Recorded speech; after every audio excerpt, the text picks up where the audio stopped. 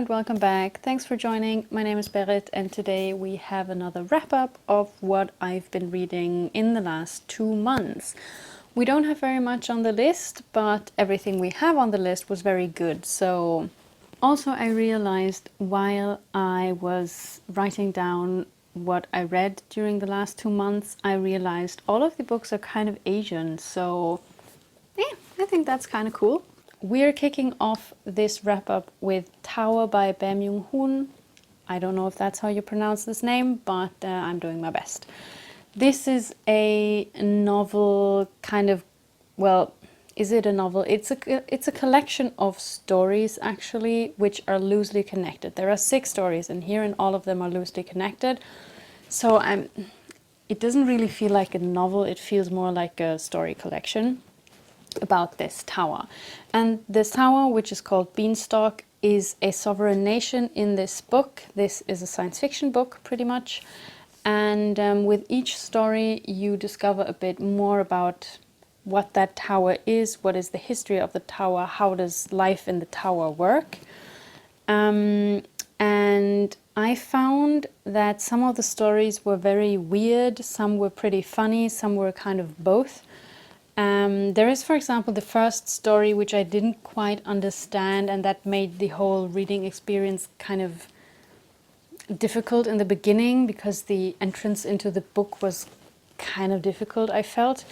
The first story is about researchers who examine power relations in the tower, and what they do is that they take I don't remember how many, but I think it was 6 bottles of some expensive alcohol, which they start to circulate. You know, in the way that sometimes you bring an expensive alcohol as a kind of present for something or as a kind of payment for something.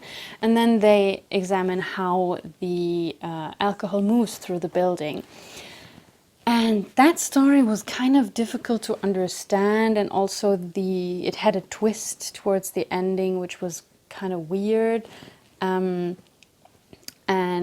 after that story I thought, well, this kind of fits into my thought that Korean fiction is kind of weird, but good weird. It's not that I didn't like it, it was more like, I don't get it.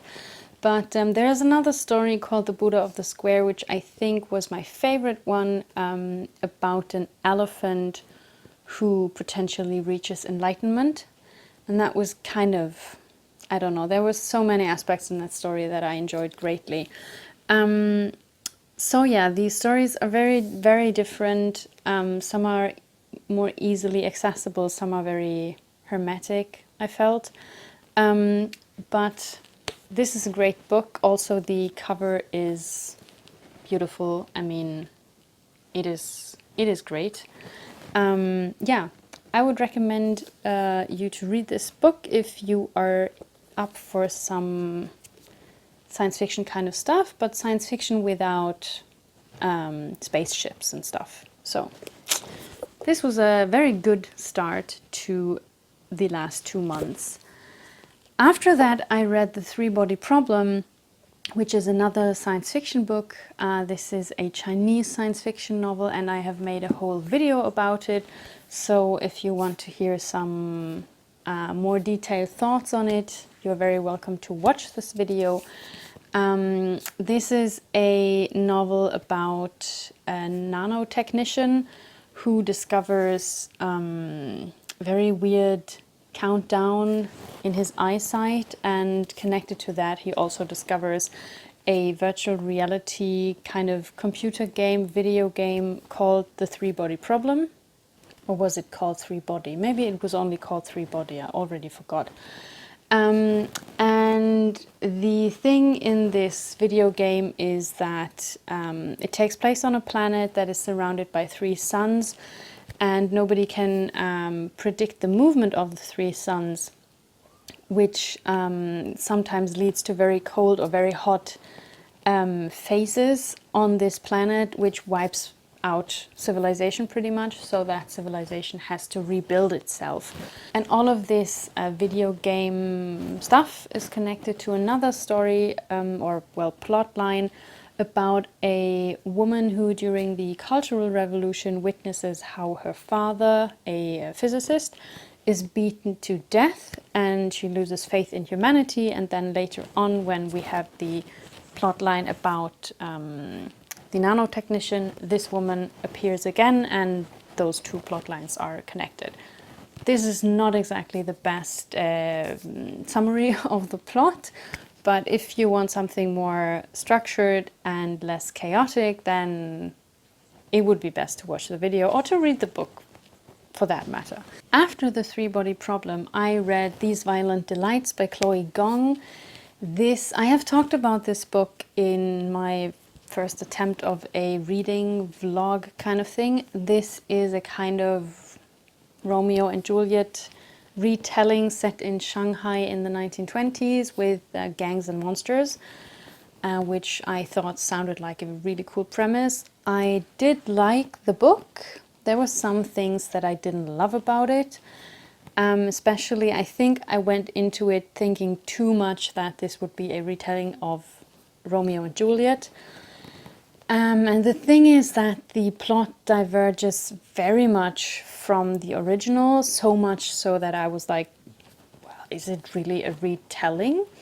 But on the other hand, some things were very close to the original. There were some iconic lines in the book that were taken pretty much directly from Romeo and Juliet.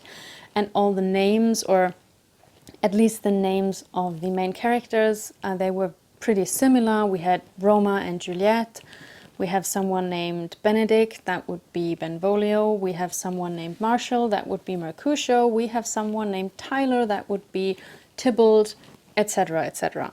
So that also made me think, well, this must have some kind of connection. But I think I would have enjoyed the book a bit more if I wouldn't have thought so much of this is supposed to be a Romeo and Juliet retelling.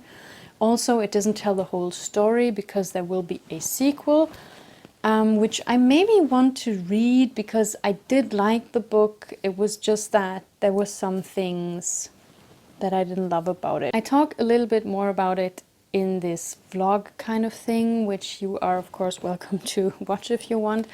But yeah, the thing is that while I like the premise and I love that in the book we have a lot of different cultures that come together, we have a lot of languages that are spoken and a lot of dialects that are spoken, and I absolutely loved how this part of the story was told, but I didn't love how the book celebrated its own cool, shady gangster premise. That was kind of like, I think I would have been more into that premise in the end if the book hadn't celebrated it that much. So yeah, but I think it was a good read. I read it on my week of vacation, so it was a good vacation read. And yeah, maybe I'm too picky about my Romeo and Juliet retellings, I don't know. I also read volumes 9 through 17 of Hoshin Engi, which is the manga series that I'm reading at the moment, and I'm also making a whole series about this manga because it is wonderful. I won't really tell you what's happening in in volumes 9 through 17 because that wouldn't make any sense for anyone who isn't watching the series and or has read the manga, but it's still a lot of fun and I'm looking forward to reading on, but I'm also at the same time afraid because it's not only fun, it's also dramatic and sad, so we will see what the last 5 volumes will bring. And the last book that I have finished in August was Battle Royale by Koushun Takami.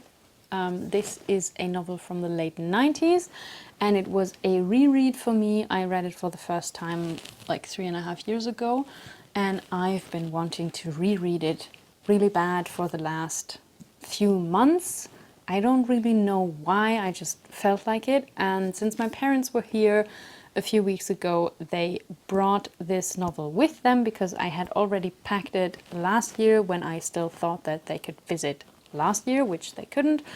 So I have waited for this novel quite a bit to reread it now.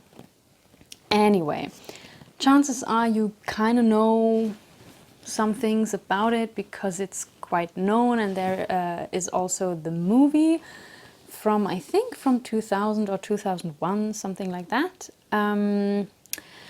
So yeah, very shortly, this is a novel set in a dystopian state called, what was it called? The Republic of Greater East Asia, I think. And in this republic, every year, 59th grades from different high schools, I don't know if that's how you say it, but 50 classes, all in the 9th grade, from different high schools, chosen at random. They have to participate in the program number 86, I think, which is basically the game Battle Royale, in which students all have 3 days to kill each other until there's only one survivor. And that survivor will get a lifelong pension and also a signed picture of the great dictator, which sounds like the best prize ever for killing all your classmates. And yeah, this is surprisingly long, I think. In the German version, it has 600 pages. And it's probably the most splattery, gory book that I've ever read. It's very controversial, and rightly so, but I like this book. I enjoyed rereading it. I think it was a lot of fun. I'm not sure what that says about me, but I enjoyed rereading it. I think I will make an individual video about this book, so if you're interested in hearing more thoughts on it, stay tuned for that video. By the way, also not surprisingly, what we do in this novel is that we follow one 9th grade through this game kind of thing. And yeah, that's what it's about. We follow this class of 42 students, which by the way is a huge class, through this game, and you can read all the details about what happens to the students in this book, and it is really, really detailed. I had forgotten how gory it was in parts. So instead of me trying to describe how brutal the book is, please enjoy this reenactment of me reacting to the most brutal scene that I had forgotten was in this book.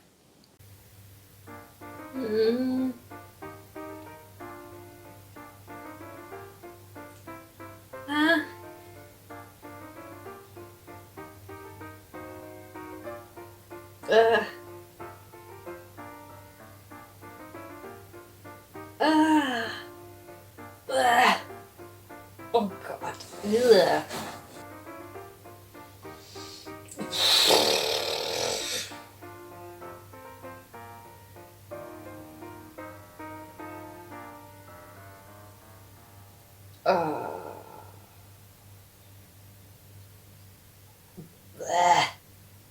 Ugh. So yeah, that was Battle Royale, my last read for these 2 months. So yeah, that was kind of my reading summer. As I said, all the books were kind of Asian. I enjoyed every title, even though I have quite some things that I didn't love about these Violent Delights. It was still a good read. It wasn't that I didn't enjoy the book. I feel kind of bad talking about stuff that I didn't like in the book, but it was still fine. And I mean, if fine was like the weakest reading experience in 2 months, that's still a pretty good benchmark, I think. So yeah, I hope that you enjoyed this little wrap up of what I have read. We will see what September and October will bring. I will probably, hopefully, travel home during September and October, so we'll see what that does to my reading, if that does anything. And yeah, maybe I'll see you in the next video. Bye.